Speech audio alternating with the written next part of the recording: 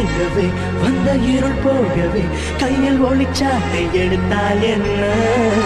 விஸ்வரூபம் கொண்டு விண்ணை இடிப்போம் நண்பா சில விண்மீன்கள் விழுந்தால் என்ன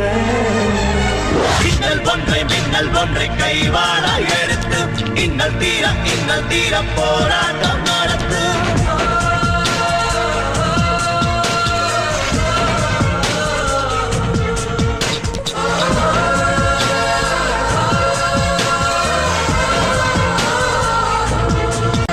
கூட்டுப்புழு கட்டிக்கொண்ட கூடு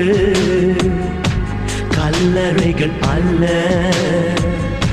சில பொழுது போனா